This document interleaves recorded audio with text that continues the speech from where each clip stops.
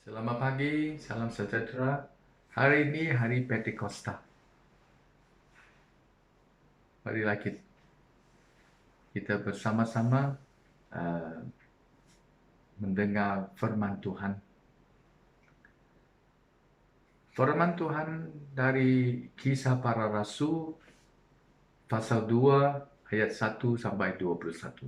Kisah Para Rasul pasal 2 ayat 1 sampai 21. Apabila tiba hari Pentakosta, mereka semuanya bersama-sama di suatu tempat. Tiba-tiba, kedengaran bunyi dari langit seperti angin kencang menderu, memenuhi seluruh rumah tempat mereka sedang duduk. Kemudian, kelihatan lidah-lidah yang berbelah-belah seperti api rupanya, dan setiap satu hinggap di atas setiap orang daripada mereka. Mereka semuanya dipenuhi Roh Kudus, lalu mulai bertutur dalam berbagai bahasa asing, seperti yang diberikan oleh Roh itu.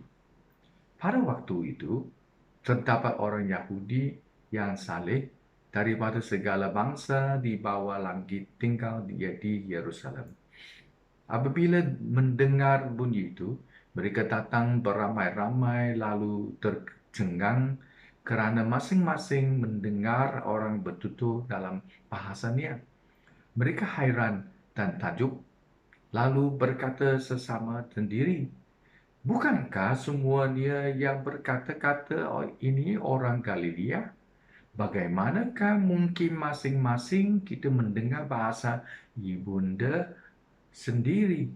Orang Partia, Media, dan Elam, orang yang tinggal di Mesopotamia, Yudea, dan Kapadokia, Pontus, dan Asia Kecil, Frigia dan Pamfilia, Mesir, dan kawasan-kawasan Libya yang bersempadan dengan Kirini, pengunjung dari Roma, baik berbangsa Yahudi maupun penganut agama Yahudi, orang Kreta, dan orang Arab. Kita mendengar mereka bercakap dalam bahasa kita masing-masing tentang perbuatan Allah yang menakjubkan. Oleh itu, mereka hairan dan bingung lalu bertanya sesama sendiri, apakah artinya semua ini? Ada pula yang mengecek, semua orang ini mabuk air anggur manis.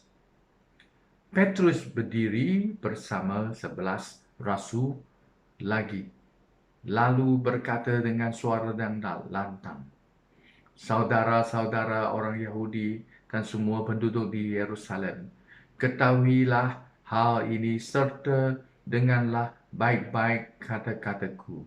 Mereka ini bukanlah mabuk seperti saudara-saudara sangka, kerana hari baru jam ketiga. Tetapi inilah yang dikatakan oleh Nabi Yoel, bahawa akan berlaku pada akhir zaman, firman Allah, aku akan mencurahkan rohku ke atas semua manusia. Anakmu, laki perempuan akan bernubuat. Orang mudamu akan melihat penglihatan. Orang tuamu akan bermimpi. Dan ke atas hampaku lelaki perempuan, aku akan mencurahkan rohku ketika itu. Lalu mereka bernubuat. Aku akan menunjuk keajaiban di langit dan tanda di bumi, darah dan api, serta kepulan asap. Matahari akan menjadi gelap dan bulan menjadi seperti darah sebelum tiba dari hari Tuhan yang besar dan mulia. Dan terlaksanalah kelak bahawa sesiapa yang menyeru nama Tuhan akan diselamatkan. Inilah firman Tuhan. Kasih Tuhan.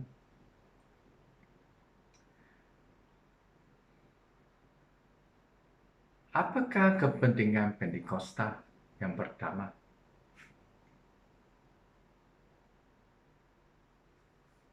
Kita semua sudah tahu pada hari Pentakosta yang pertama ada banyak-banyak perkara-perkara yang kami boleh ingati. Ada orang kata di hari Pentakosta yang pertama ramai orang dicurahkan Roh Kudus. Ada orang bertutur dalam berbagai bahasa asing, ada bahasa lidah. Atau mereka kata ini adalah permulaan gereja. Ada menandakan permulaan pada akhir zaman. Menandakan permulaan penginjilan oleh murid-murid selepas kenaikan Yesus. Atau kepercayaan beramai-ramai 3,000 orang. Penegasan para rasul kini dipimpini Roh Kudus. Semua pun betul. Sebab ada orang kata, saya boleh ingat ada Pentakosta yang pertama ialah mereka adalah speaking tongues, bertutur dalam bahasa lidah atau dicurah Roh Kudus. Tetapi bila kita lihat Pentakosta yang pertama di ayat yang kami tadi dengar, di ayat kedua kata, pada hari itu tiba-tiba kedengaran bumi dari langit. Ada bumi dari langit. Seperti angin kencang menderu, memenuhi seluruh rumah tempat mereka sedang duduk. Saya ingat rumah itu bukan saja ada dengar bunyi atau angin kencang. Rumah pun ada goncang sikit. Mereka pun kelihatan lidah-lidah turun kepada setiap-tiap orang. Mereka pun dipenuhi Roh Kudus. Bila ada penuhi Roh Kudus, mereka mulai bertutur dalam berbagai bahasa asing. Mereka yang pandai, tak tahu macam mana mereka dapat. Ini Roh Tuhan tolong mereka bertutur dalam bahasa asing. Ramai orang sana, mereka dengar. Ada orang Partia, Media, Elam, Mesopotamia, Yudea, Kapadokia, Pontus, Asia Kecil, Frigia, Pamphylia, Mesir, Libya, Kirene, Roma, Kreta, Arab. Kalau semua kira ada 15 kawasan. 15 kawasan. Mereka yang dengar kumpulan ini, rasul-rasul dan kumpulan mereka, yang bertutur di dalam bahasa orang lain. Bahasa ibunda mereka. Mereka pun tidak faham. Apalah ini? Mereka pun ada hairan, kata, ramai orang sudah dengar, ramai orang berkumpul.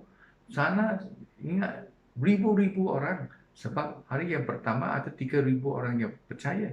Ribu orang dengar. Ada orang yang percaya, ada orang yang tidak percaya. Ada orang pun confused, dia tak tahu apa ini, apa tanda ini. Ada orang kata, dia mengecek, kata, semua orang ini mabuk lah. Mabuk air anggur manis. Mabuk saja. Ada orang kata, ini bukan mabuk. Mereka, puji Tuhan dalam bahasa kita. Ini pada Pentakosta yang pertama.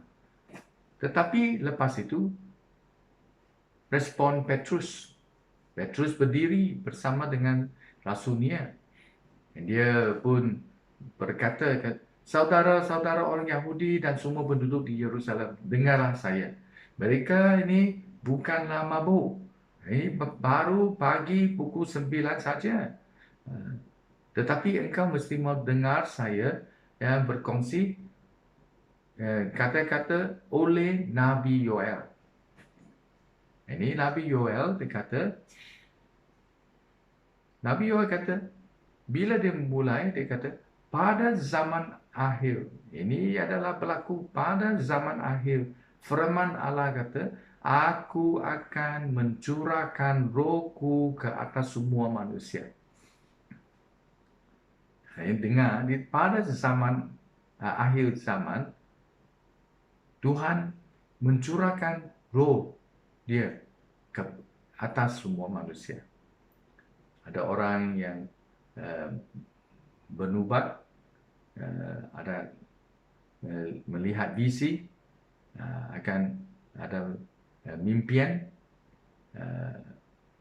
Mereka pun ada boleh lihat keajaiban di langit, tanda di bumi, adalah darah, ada api, ada kepulan-pulan asap, dan mereka pun boleh lihat matahari akan menjadi gelap, bulan menjadi seperti darah. Di sini dikata Petrus berkongsi, dia gunakan kata Nabi Yoel. Dia kata pada masa itu orang Yahudi semua pun faham Yoel, apa Yoel kata. Tetapi mereka tidak tahu Yoel bila ini nubuat Yoel akan wujud, akan jadikan. Tetapi Petrus kata, sekarang masa ini nubuat Yoel jadi hari ini. Sudah hari ini kita boleh saksi lihat akhir zaman akan mulai hari ini. Tetapi zaman akhir yang panjang. Tetapi zaman akhir akan tamat sampai kedatangan Tuhan Yesus. Ini bila Tuhan Yesus datang, ini zaman akhir ini akan tamat. Tetapi ini panjang. Tetapi di dalam, dia kata ini ada dipenuhi oleh roh. Roh akan mencurah manusia. Dan ramai orang yang sekarang boleh ada nubuat, visi, mimpian, semua pun ada. Hari yang akan datang, mereka boleh lihatkan banyak keajaiban di langit, di bumi, dan matahari dan bulan. Kita akan lihat. Tetapi hari itu, saya ingat tidak beberapa lama lagi.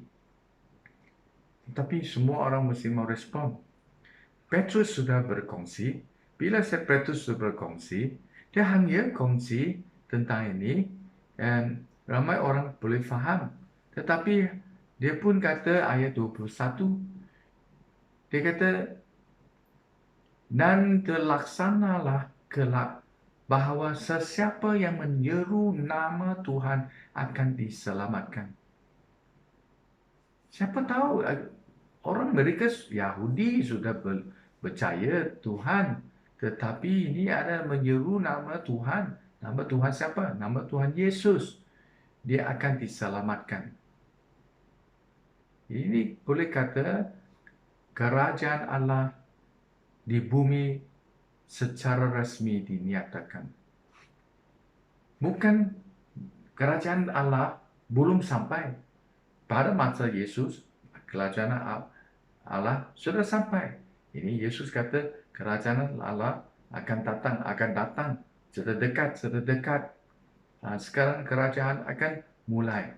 Ini official, ini resmi. Pada hari itu, dikata kerajaan Allah mulai di bumi. Tetapi ramai orang mesti mau harap masuk kerajaan di bumi, baru kita boleh masuk kerajaan Allah di surga. Yang mulai mesti masuk di kerajaan Allah di bumi.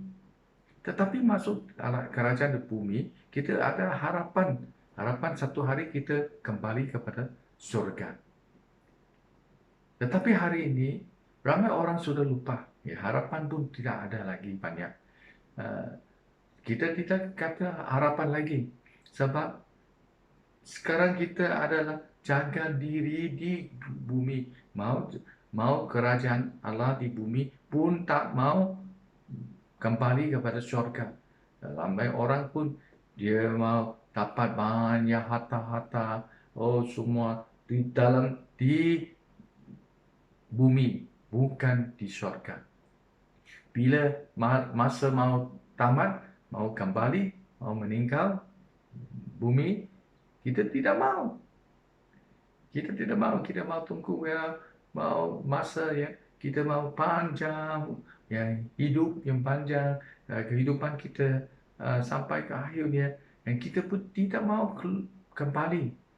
Ini harapan kata nak ucap saja, tetapi di dalam hati ramai orang tiada harapan lagi. Kedua, di bumi kita kalau mau diselamatkan mesti mau percaya. Ini iman yang penting. Tetapi ramai orang kata saya ada iman percaya Yesus, saya diselamatkan. Ingat, sudah percaya satu kali, kita sudah tentu guarantee akan kembali ke syurga. Tetapi ini iman kita sudah tak kuat lagi. Iman saja tak kuat. Senang dipecah, senang hilang. Sebab iman saja ramai orang ingat, saya ada iman, saya percaya, saya sekarang ada dibaptis, memang saya akan pergi ke syurga. Tetapi seperti masuk sekolah, seorang dia kata dia register, dia masuk daftar di sekolah, dia jadi murid sekolah. Jadi murid sekolah, bukan sesiapa yang sudah daftar akan graduate, akan habiskan dengan ijazah. Tak ada. Tetapi you sudah daftar, you mesti pergi sekolah, mau dengar baca dari dengar ajaran dari guru-guru. Nanti mesti mau ada essay, assignment, kita mesti mau hantar, mau peperiksaan. Kalau kita buat semua ini, baru satu hari kita kata, okey, kita boleh lulus, kita boleh dapat ijazah. Kalau banyak kali ramai orang sudah daftar, tidak habis. Dia keluar dari sekolah sebab dia tidak buat begitu. Sekarang ramai orang ingat, saya sudah percaya, iman ada, percaya, tetapi iman tidak tumbuh. Ini iman tidak tumbuh. Iman saja tidak tumbuh. Iman kita seperti iman bayi. Paulus kata, sudah percaya, tetapi iman mereka seperti bayi saja. Hanya minum susu, tidak tahu makan daging, makan makanan yang untuk dewasa. Kita tidak tumbuh. Tetapi harapan tak cukup, iman tak cukup. Dan last sekali, Paulus kata, yang besar sekali ialah kasih Tuhan. Kasih Tuhan, ini bila Tuhan bagi kita, dicurah kita dengan roh Tuhan, penuhi dengan roh. Ini ada roh kasih. Sebab Tuhan ialah roh. Ini Roh Kudus. Dia pun Tuhan. Tetapi Tuhan ialah kasih. Ini roh kasih sudah datang, sudah penuhi kita. Jadi roh Tuhan sudah datang, kita mesti mau kembang penuhi dengan roh Tuhan. Roh Tuhan, dia ada roh Tuhan, AKP roh, kita kasih Tuhan pun kasih jiran kita, satu manusia. Yesus kata, kalau kita adalah kasih antara satu antara lain, orang lain boleh lihat engkau ialah patut murid Tuhan. Ya, kalau mereka lihat patut-patut puji Tuhan, mereka pun boleh puji Tuhan. Sebab mereka lihat kan, engkau ada testimoni, ada kesaksian yang bagus. Engkau ialah cahaya, engkau ialah garam, sebab itu orang percaya. Dan mereka ini adalah kesaksian yang bagus, mereka akan percaya. Kalau kesaksian kita tidak ada, ini gereja pun tidak ada saksi, Kristen pun tidak ada saksi, siapa mau masuk, siapa mau percaya? Semua orang lari lain tempat. Sini dia kata, sesiapa yang menyeru nama Tuhan akan diselamatkan. Mereka akan diselamatkan sebab kita ialah berkongsi dengan kasih Tuhan. Kasih Tuhan yang sampai, yang sudah jadi saksian, mereka percaya. Sudah percaya, dia dapat kasih, dia ada percaya, dia pun ada harapan. Kalau dia tak ada kasih, ini dia percaya saja. Kepercayaan ini ini tidak boleh kembang. Kepercayaan ialah orang kata sangat legalistik. Ini hanya undang-undang saja. Kalau undang-undang saja, memang tidak ada harapan. Kalau tidak ada harapan, mereka hidup di tempat sekarang saja.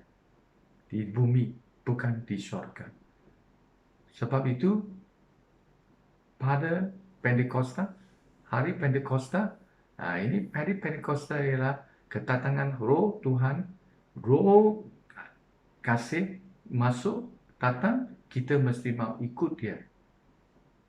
Ini adalah kerajaan Tuhan, kerajaan Allah di bumi yang sekarang diresmikan. Kita mesti mau bersama-sama menerima Roh kasih, Roh Kudus, Roh Allah, Roh kasih yang menolong, membawa kasih Tuhan kepada jiran-jiran kita, kepada komuniti-komuniti. Hanya itu mereka akan percaya dan ada iman. Mereka pun masuk kerajaan Tuhan. Yang masuk kerajaan baru adalah harapan. Marilah kita doa. Bapa di surga, tolonglah kami. Hari ini hari Pentakosta. Hari Pentakosta ialah kata Tuhan menghantar Roh Tuhan. Roh Tuhan ialah Roh Kudus. Roh Kudus ialah Roh kasih kepada kami. Kami mesti menerima Tuhan, bukan sahaja menerima dengan kuasa, tetapi menerima Tuhan dengan kasih Tuhan yang penuhi kita.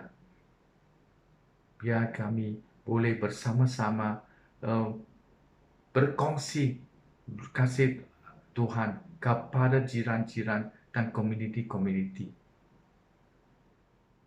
Sampai mereka boleh lihat testimoni kesaksian Tuhan yang bagus. Sampai mereka boleh percaya. Mereka hanya adalah iman. Bila ada iman, mereka baru adalah harapan. Satu hari kita semua yang percaya menyeru nama Tuhan akan diselamatkan. Bukan di bumi saja, tetapi pun di surga. Terima kasih Tuhan. Dalam nama Yesus kami berdoa. Amin.